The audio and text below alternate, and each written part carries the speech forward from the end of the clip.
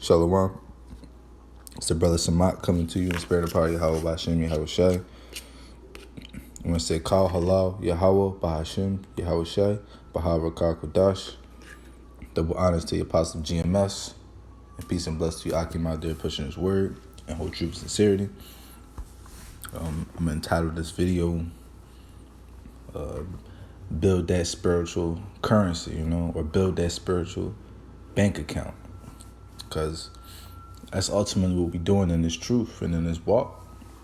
We stacking them spiritual coins, and hope to cash them out in the kingdom, man. Like Yahweh Ba'Hashem Yahweh Shai.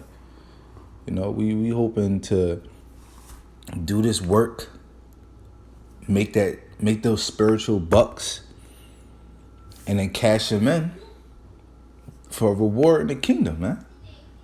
That's what we do this for, man. That's our motivating factor. But ultimately, we try to keep the laws because that's what's commanded of us. And the kingdom is the reward. And I'm gonna start with this precept. I'm gonna start with Proverbs 16 and verse 16. How much better is it to get wisdom than gold, and to get understanding rather to be chosen than silver. Wisdom is ultimately that first step into you being able to make those spiritual bucks, man. Because you can't make those spiritual bucks without wisdom. That wisdom is more precious than carnal gold, man, and silver. And I'm gonna get a precept to that. I'm gonna go back to Proverbs chapter 3. I'm gonna start at 13. Happy is the man that findeth wisdom, and the man that getteth understanding. So, happy is the man that getteth wisdom, that findeth wisdom, man. Because that man who get wisdom, he gets understanding. And what's that wisdom, man? That wisdom is the words of the Heavenly Father, these scriptures. And understanding, comes to them that do his commandments, man. As it says in Psalms, the 111th chapter, I believe, in the 10th verse. And verse 14 says, the merchandise of it is better than the merchandise of silver, and the gain thereof than fine gold. So the merchandise of that wisdom, or that spiritual bucks, is better than the merchandise that you can get with silver or gold, man. Because silver and gold, that's a carnal substance, man. That stuff can corrupt. But them spiritual bucks, man, that wisdom, that stuff is incorruptible. You cash those chips in, man, you get everlasting life, spiritual powers, new bodies, man. A kingdom, like a rulership, a crown. The list goes on. And verse 15 says, and she is more precious than rubies, and all things thou canst desire are not to be compared unto her. So all these things that is life and is not to be compared to wisdom, man, because you can't buy anything incorruptible with currency of this world, man. Why do you think they call it currency, man? It goes with the current system of society. And we building those spiritual bucks, man, the spiritual currency. And that spiritual currency ain't never going to die, man. It's never going to rust. It's never going to corrupt. And you can cash them chips in, and you can get a whole kingdom, man.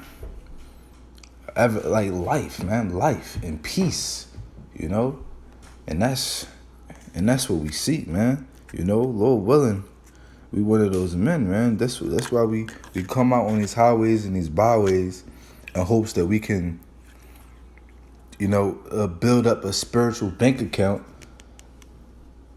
and then deposit, into the kingdom, man. How willing, we can have spiritual powers in those days, man.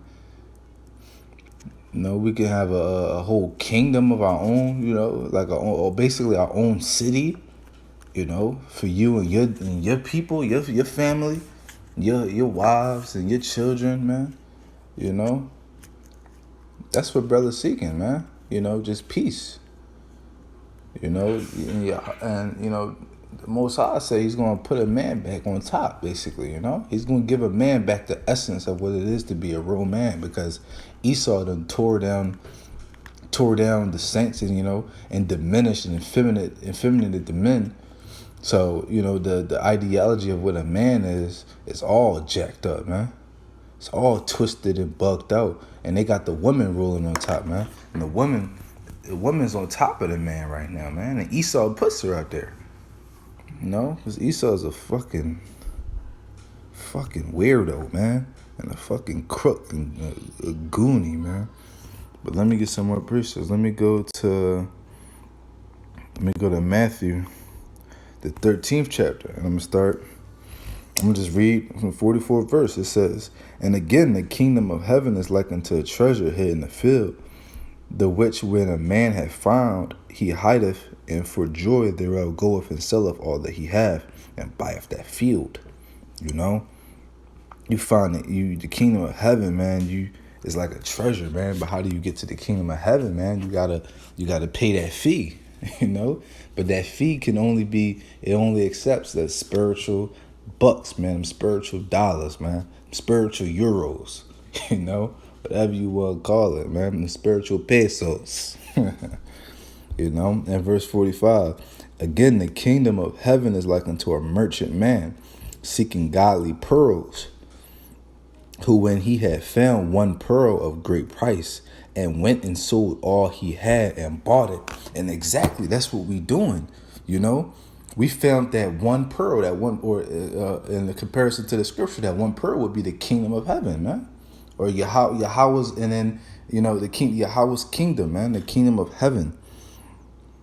And we basically selling all we have, or throwing everything we got, or what that we got now, in hopes that the Most High, you know, in hopes that we can build enough spiritual currency that the Most High allows us to get a pass, so to say, you know, a ticket into the kingdom, man. We trying to get front row, floor seat tickets to the kingdom, man. We ain't trying to get them box seats, man, because you know the 2/3 of our people, man, they gonna have to go through that destruction, that punishment, man. They gonna have to be fucking killed and learn a lesson, and then, you know, get their seats into the game, basically, you know, to be used as a comparison, you know.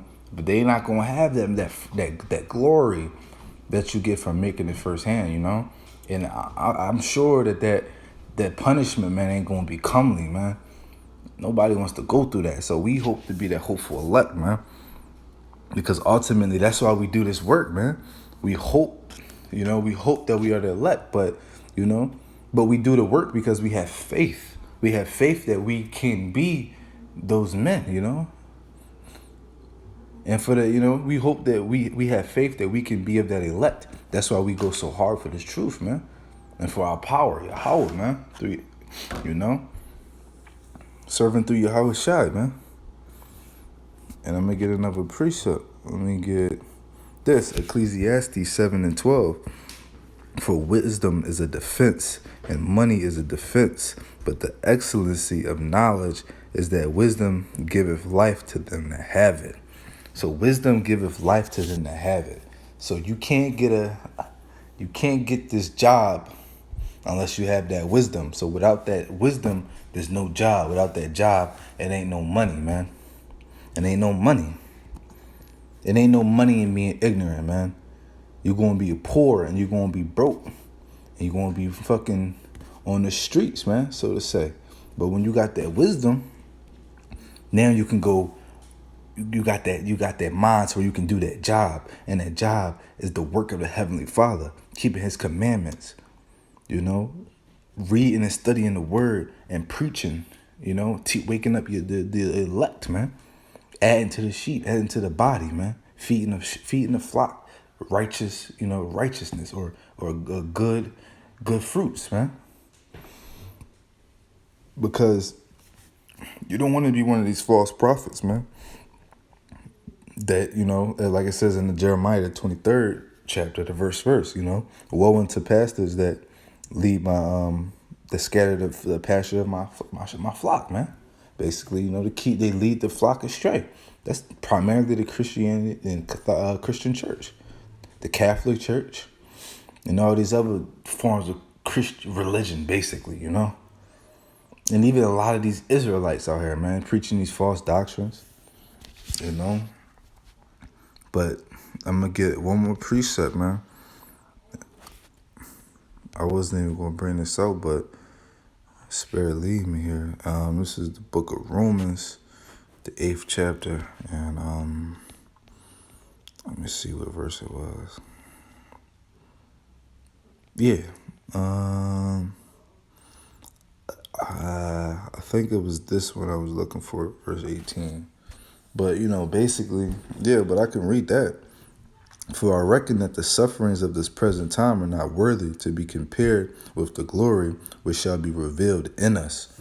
So all you Akim out there that's, sincere about this work, and you going through hell and affliction, being mocked, scoffed, you might lose some friends, you might lose family, you might lose some women. If that's your lot, if that's your portion, just take it joyfully, man. Take it joyfully. Take these afflictions joyfully, man. And always rejoice in Yahweh B'Hashem Yahushua, man. Because you know that these, like it says right here, that these sufferings at this present time can't even be compared, man. Not even worthy to be compared to the glory that's going to be revealed in us, man. And you got to have faith in that and push hard, Akim. Build that spirit, make those spiritual bucks and build that spiritual bank account, man. And hope that Yahweh, through Yahweh Shai, allows you to cash in and get that ticket to the kingdom, man.